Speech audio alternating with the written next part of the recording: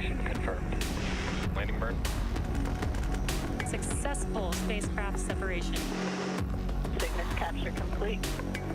Welcome to ISS, Cygnus.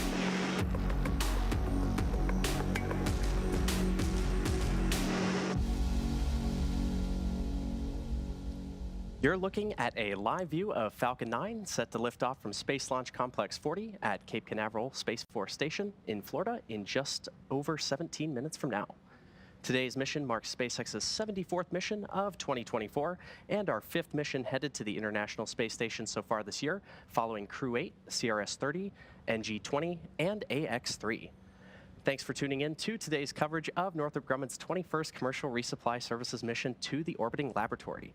I'm Zachary Lupin, an avionics reliability engineer here at SpaceX. Now, since 2012, SpaceX's Falcon 9 rocket has supported operations on the International Space Station, delivering critical science, hardware, and supplies to crew aboard the space station with the use of our Dragon crew and cargo vehicles. As part of NASA's Commercial Resupply Services contract, SpaceX and Northrop Grumman offer safe, reliable, and cost-effective transportation both to and from the International Space Station. Stage 2 lock flow. In fact, Dragon and Cygnus are currently the only 2 operational U.S. cargo supply vehicles capable of supporting station activities, and Falcon 9 is the only U.S. launch vehicle in operation capable of delivering the spacecraft to low Earth orbit. And today's mission marks the 2nd time that SpaceX is launching a CRS mission on behalf of Northrop Grumman. Now, the teams here at SpaceX are proud to provide these services, which ultimately further our goal of one day making life multiplanetary. At T-minus 16 minutes and counting, the vehicle is currently tracking to an on-time liftoff. We are watching the weather this morning, which is currently 35% favorable for liftoff.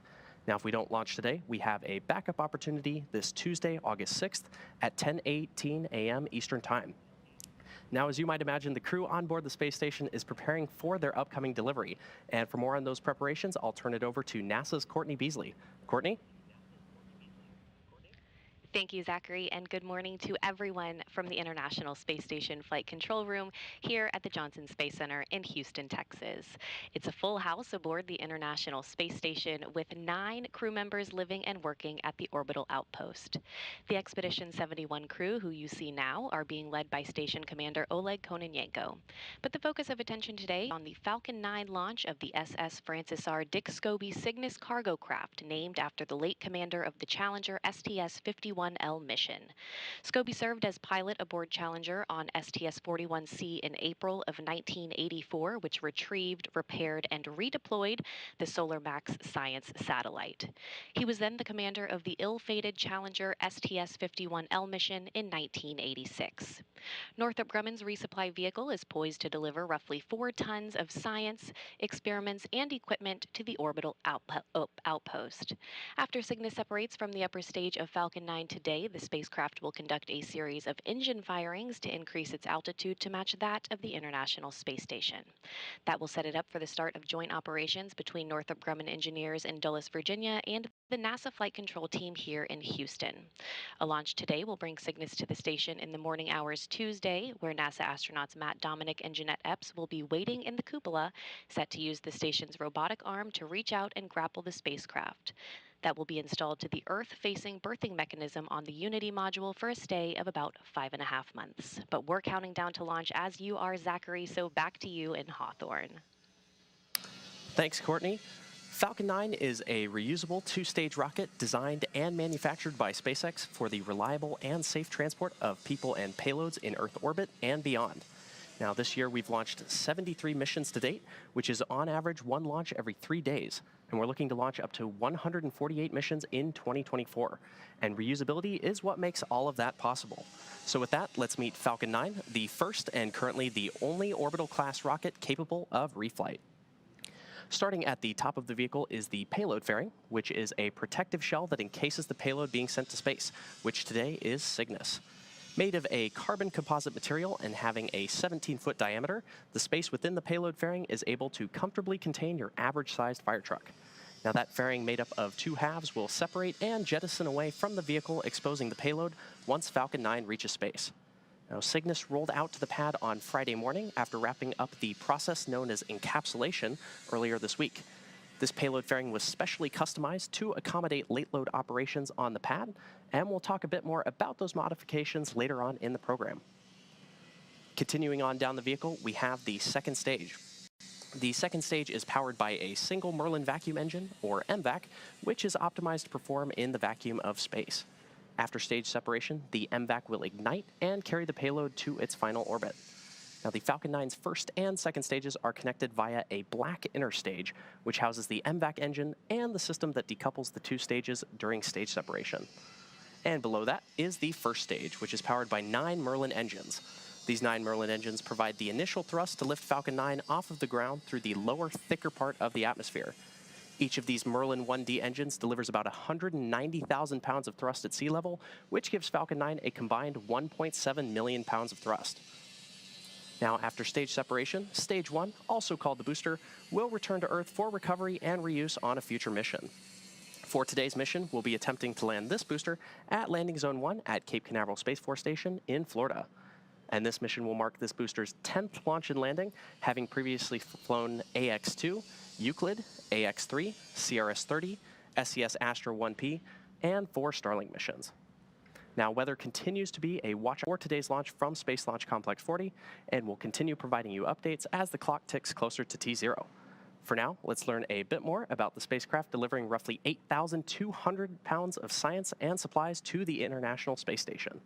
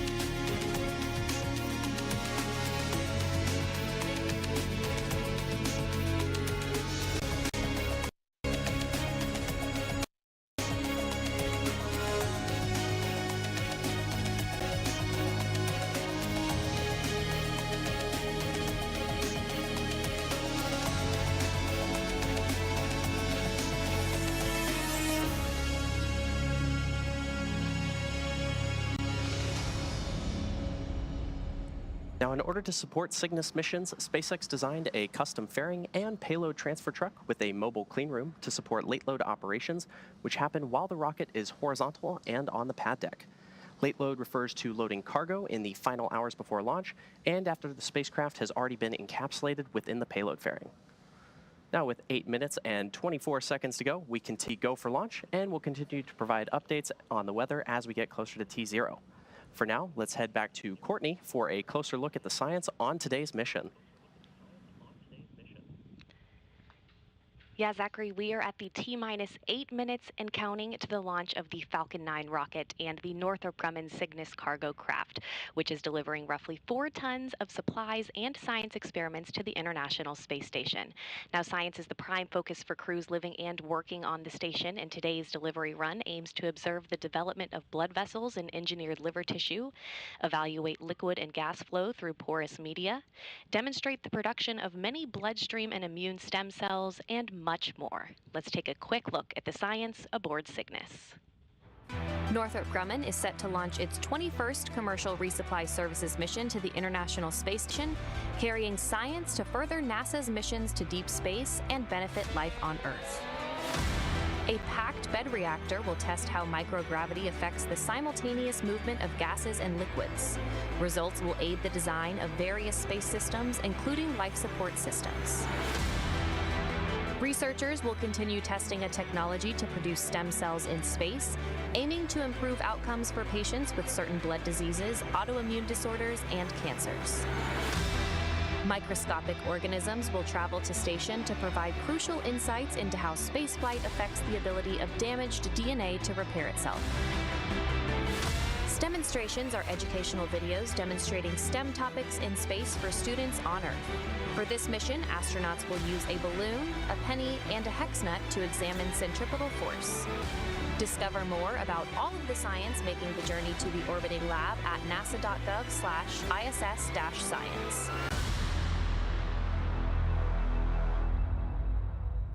It's T-minus 6 minutes and 20 seconds, and the SpaceX team is currently working no significant issues. Now, at T-minus 38 minutes, the team concluded their go, no-go poll and gave the okay to proceed into propellant load and Stage 1 launch. RP1 load is complete. And good call out there for stage 1 RP1 loading completion.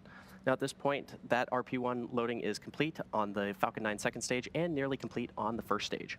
The pre-valves between the first stage engines and the propellant tanks are open, and at the T-minus 7 minute mark, engine chill began. Liquid oxygen loading is underway on both stages and will complete at the T-minus 2 minutes to launch. We're also currently loading helium gas into both stages. Now, to make sure engine startup goes well, SpaceX performed what is called engine chill, where a small amount of the super chilled liquid oxygen flowed into the Merlin engine's turbo pumps, and this was done to avoid a thermal shock to the propulsion system when the full flow of super chilled liquid oxygen is introduced into the Falcon 9 plumbing. Cygnus is also undergoing final vehicle health checks at this moment as it prepares to go on internal battery power, all monitored by Northrop Grumman flight controllers in Dulles, Virginia. Coming up shortly, the transporter erector, or TE, will retract away from the Falcon vehicle. The TE is the large truss structure you see there next to the rocket. Falcon 9 tanks are pressing for strong back retract. And good call out there. First, we'll see the clamps open around the second stage, and then the TE will pull away from the rocket by a few degrees. At T0, ground hydraulic systems will pull the TE from about 2 degrees to 45 degrees away from Falcon 9 as it lifts off to provide clearance for the vehicle. We should see those clamp arms opening around the second stage in just about 20 seconds from now.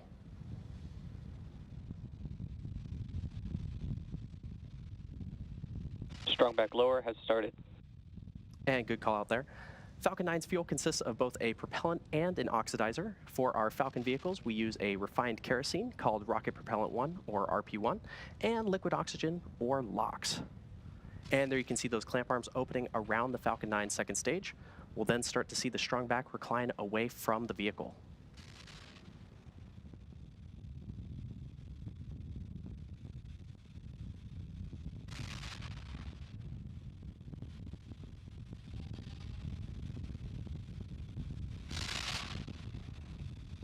And there you can see that strong back moving away from the Falcon rocket. Now, you may have noticed the white clouds building around the Falcon vehicle. Those white clouds are the chilled gas above the LOX tank that we vent overboard to maintain pressure in the tank as needed. And when that vented oxygen comes out into the warm Florida air, it condenses into clouds.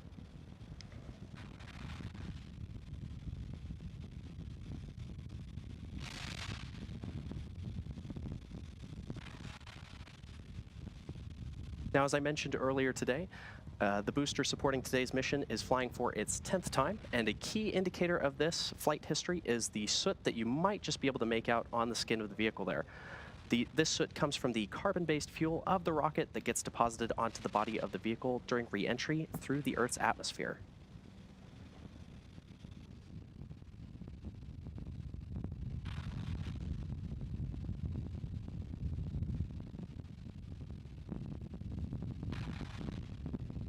Stage 1 LOX load is complete.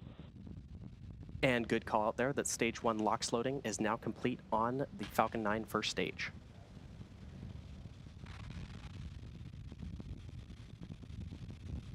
Now checkouts of the second stage thrust vector control actuators are underway. This is referred to as an engine gimbal or wiggle test. This is when SpaceX moves the nozzles ever so slightly to make sure that the guidance hardware is acceptable for flight. SpaceX does the same checkouts on the first stage engines, and that happens just seconds before ignition.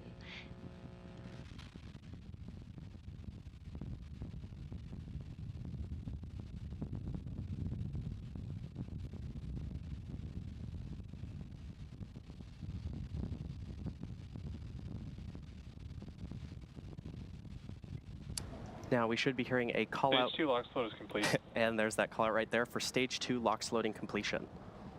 Now Cygnus is also performing its final health checks to make sure that all of its primary systems are ready for its rendezvous with the International Space Station.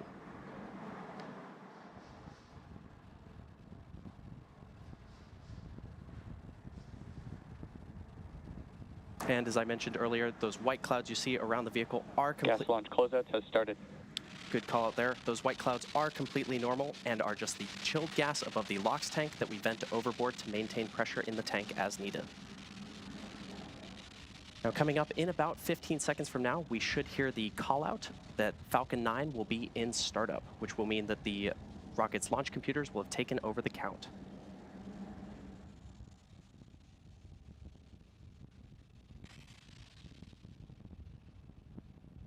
Falcon 9 is in startup. And there's the call. Falcon 9 is now in startup. Cygnus is transitioning to internal power, and the Falcon 9 computers are in final pre-launch checks, instructing the rocket through the final seconds before liftoff. Both stages are now being pressurized for launch, and the range remains go for launch.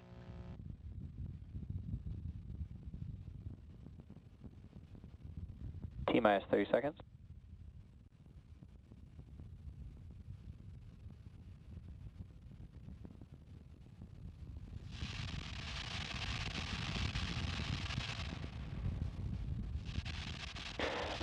Seconds.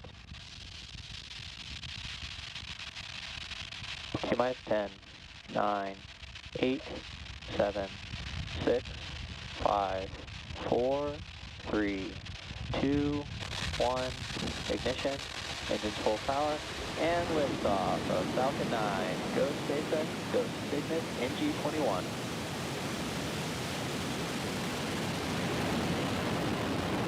Falcon 9 and Cygnus take flight. The SS Dick Scobie is en route to the International Space Station. Stage 1 propulsion is nominal.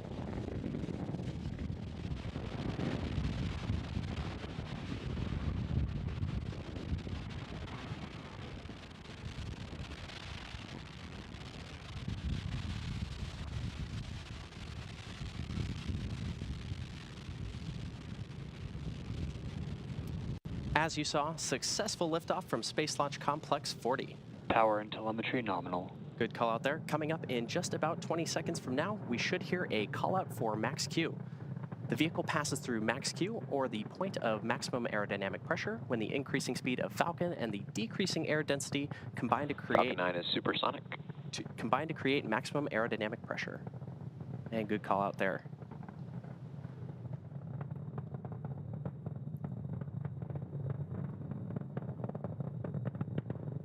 Max Q. And there's that call out for max Q. Coming up next are 5 events which will happen in rapid succession: main engine cutoff, stage separation, second engine start, boost back burn start, and then fairing separation. Main engine cutoff, or MECO, is where all 9... chill started. Good call out there. MECO is where all 9 M1D engines on the Falcon 9 first stage shut down. This is followed by stage separation, or the separation of the first and second stages of Falcon. A few seconds later, the Merlin vacuum engine on the second stage will ignite to boost Cygnus to low Earth orbit, and this is called out as Second Engine Start 1, or SES-1. After that, Falcon 9's first stage will... Vehicle is following a nominal trajectory. After that, Falcon 9's first stage will ignite again to orient itself to head back to land. And shortly thereafter, the two fairing halves will separate and expose the spacecraft to the vacuum of space. We should be hearing the first of those callouts happening in just a few moments from now.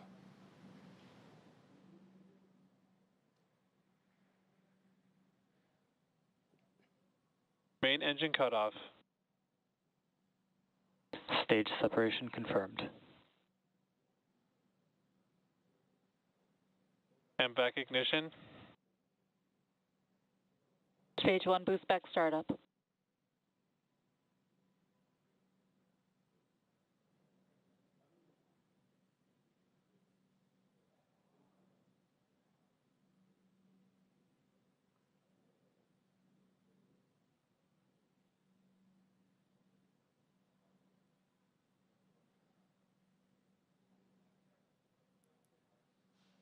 Fairing separation confirmed. And there we heard the callouts for all 5 of those events, which again were MECO, followed by stage separation, then SES-1, boost back burn start, and fairing separation. Now coming up shortly, we should hear a callout for completion of the boost back burn on the Falcon 9 first stage. This burn, which will last in total about 50 seconds, is the first of 3 burns the booster needs to go through to make its way back to landing zone 1 at Cape Canaveral Space Force Station in Florida. Boost back shutdown. And there's that callout for boost back shutdown on the Falcon 9 first stage. Now, if you're just joining us, you're watching a live Both vehicles are following nominal trajectories. Good call out there. If you're just joining us, you're watching a live webcast for NG-21, Northrop Grumman's 21st commercial resupply services mission to the International Space Station. This is SpaceX's 74th mission for 2024 and the 5th flight to the orbiting laboratory this year. Now, in order to make its way back to land today, the Falcon 9 first stage has 2 more burns to execute. Next up is the entry burn, where 3 of the Merlin engines will reignite. This helps to slow the stage down as it re-enters the upper part of the Earth's atmosphere. And following the entry burn, the booster will go through its landing burn. And this is a single engine burn that brings the vehicle speed down rapidly in order to land back on Earth. We should be hearing the call out for that entry burn in just about 2 minutes from now. Now, during the entry burn, Falcon 9 is decelerating by firing its Merlin engines, but the rocket is still moving really fast, and this causes the vehicle to fly through Merlin's exhaust gases, or plume, which deposit a layer of soot onto the vehicle surface. And that soot comes from the carbon-based fuel that Falcon 9 uses, and with each flight, the soot builds up a little more on the outside of the vehicle. Now, as a reminder, on the left-hand side of your screen is the Falcon 9 first stage as it makes its way back to Earth, and on the right side is the MVAC engine on the second stage currently carrying Cygnus to orbit. The Merlins on the first stage are optimized for sea level, and these achieve 190,000 pounds of thrust each during ascent and descent. Now, the MVAC engine, with a much wider nozzle, is optimized to 220,500 pounds of thrust in vacuum.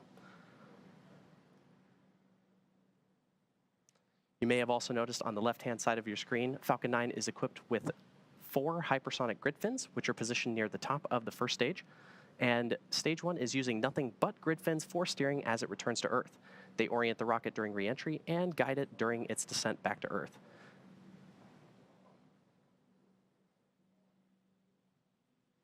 Beautiful views of the MVAC engine currently carrying the Cygnus spacecraft orbit. Now, with the booster on the left-hand side of your screen, you may occasionally see little white puffs, and those are nitrogen gas bursts, which are used for attitude control.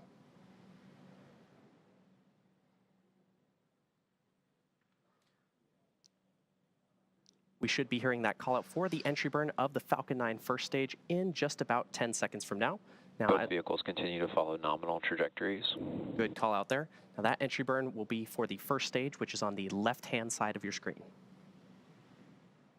Stage 1 entry burn startup. And good call out there for entry burn startup on the Falcon 9 first stage.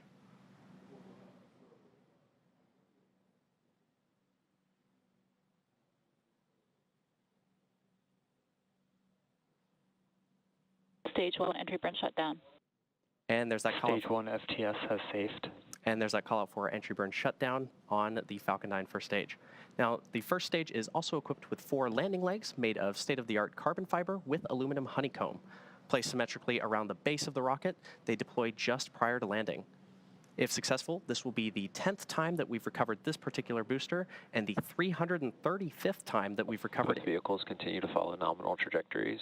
335th time that we've recovered a first stage booster since our first successful landing in 2015. And we did have a good call out there for vehicles following nominal Stage 1 trajectories. transonic. Amazing view of the Falcon 9 booster as it makes its way back to landing zone 1 at Cape Canaveral Space Force Station in Florida.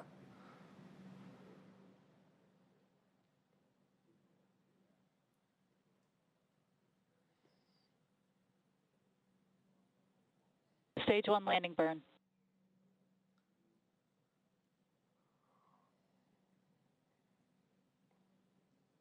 Landing leg deploy.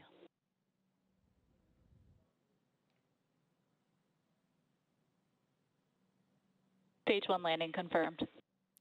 A spectacular touchdown of our Falcon 9 booster at landing zone 1 at Cape Canaveral Space Force Station in Florida.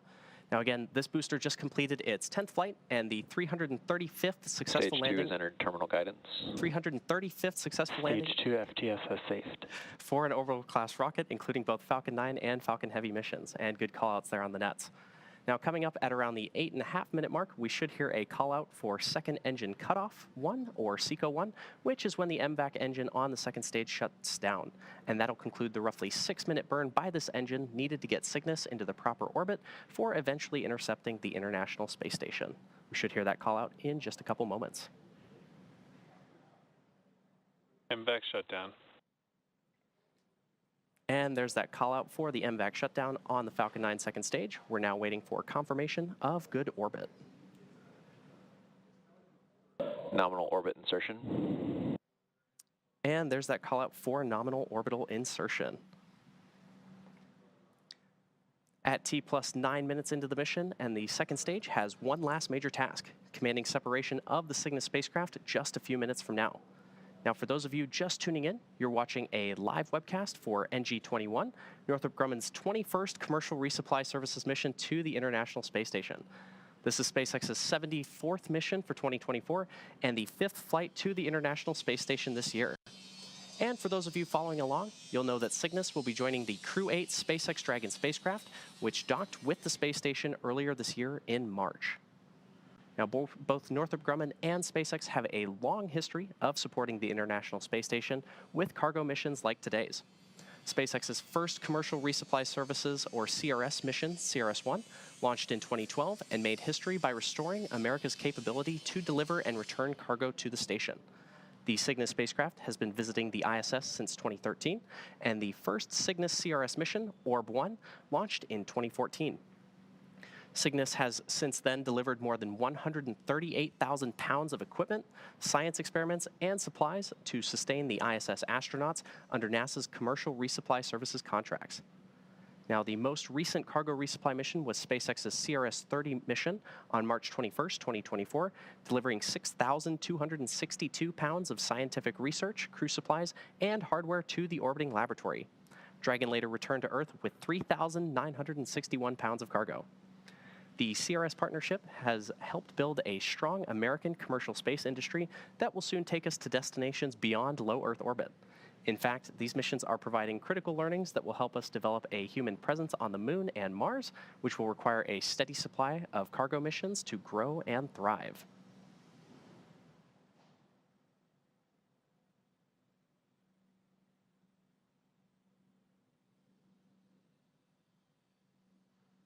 Now, Cygnus refers to the constellation that is visible in the northern night sky.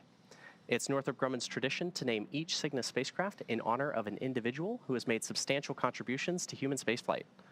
Northrop Grumman named the NG-21 Cygnus spacecraft in remembrance and celebration of the life of Francis R. Dick Scobie, a United States Air Force pilot and NASA astronaut, best known as the commander of the 1986 Space Shuttle Challenger mission, STS-51L.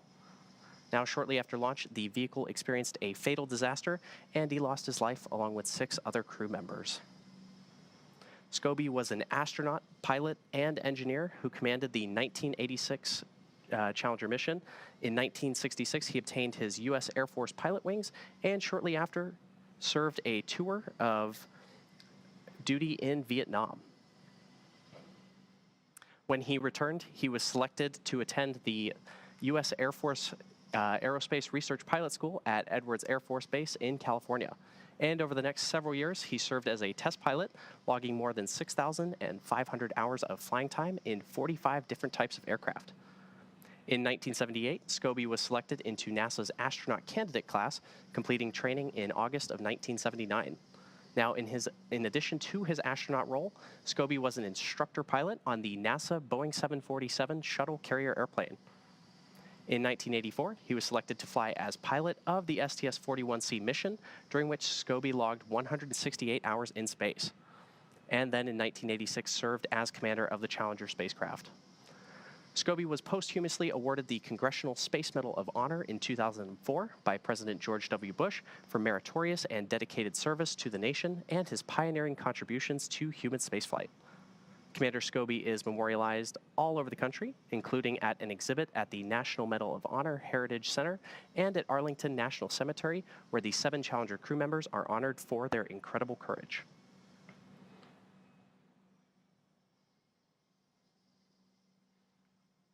We're currently at T plus 13 minutes and 12 seconds and counting, and we're expecting to hear the call out for payload deploy at around the T plus 14 minute and 36 second mark.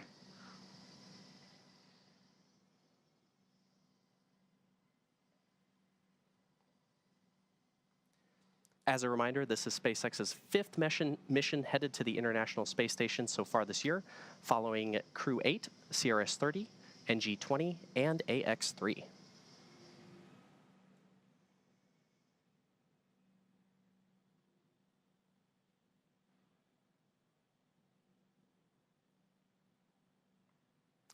Following separation, Cygnus will have a nearly 40-hour transit to the space station, where the station's Canadarm2 will grapple Cygnus and the spacecraft will attach to the Unity module's Earth-facing port for cargo unloading by the Expedition 71 crew.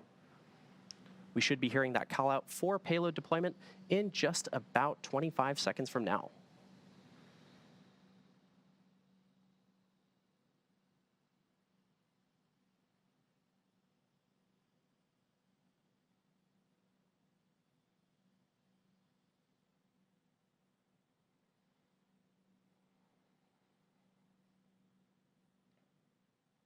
Should be hearing that call out any moment for payload deployment of the Cygnus spacecraft.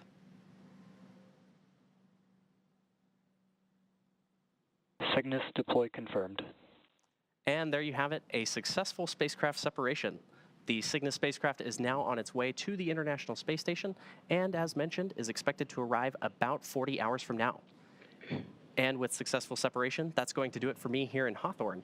Be sure to check spacex.com/launches for a schedule of our upcoming missions. In the meantime, Courtney, what's next for Cygnus? Thanks, Zachary, and welcome back into the International Space Station Flight Control Room here at the Johnson Space Center. Next up will be the deployment of Cygnus's solar arrays, scheduled to begin at about 2.5 hours after launch, and it should take about 48 minutes to be completed. Once those arrays are deployed, we will provide an update on the station blog with the latest news. But joining me now on the phone is Bill Spetch, the Operations Integration Manager for the International Space Station program. Bill, thanks for joining us, and how significant was today's launch as partners collaborated to send Cygnus on its way to the station? I will tell you, today's launch is very significant, as all of our missions to the ISS are. Each mission delivers critical resupply items to the vehicle, food, water, critical spares, but most significantly, it delivers the hardware and samples to conduct the groundbreaking science that is only possible on the ISS. It is amazing as I reflect back on the previous 20 Cygnus vehicle launches to see just how much capability has been added to the vehicle to support the ISS mission. I had the privilege to be at the first commercial resupply services launch for Cygnus to ISS, and it is awesome seeing where we are today with this launch. I'm really excited that the weather cooperated with us to get this mission underway. Bill, we're glad the weather cooperated too. If you would please outline for us the upcoming activities for the crew on board the station as they prepare for Cygnus's arrival early Tuesday. So we get most of the items in place and checked out before we launch as part of our launch commit criteria. The crew has already done some practice runs on board for grappling Cygnus when it arrives. Closer to the arrival, they will set up to monitor its approach to the capture point before ultimately grappling the spacecraft with the robotic arm. And Bill, anytime a visiting vehicle arrives at the station, there's a choreography to unload the spacecraft. How complex is that process, and what factors contribute to it? It does take a lot of planning and choreography to unload Cygnus. The team on the ground looks at a number of factors when addressing how the vehicle will be unloaded. First and foremost is we want to get going on all the time-critical science experiments that arrive on the vehicle. Those will be uploaded first to allow the crew to start conducting those experiments. The team must also take into account the available storage on board the ISS. This mission is delivering over 8,000 pounds of science, supplies, and hardware that takes up a lot of space. The team will stage what is retrieved from Cygnus in order to balance that with the available space inside the ISS. And finally, some of the hardware arriving will be installed on the ISS at planned times later during the mission. The teams account for all of these factors when planning how and when to unload the spacecraft.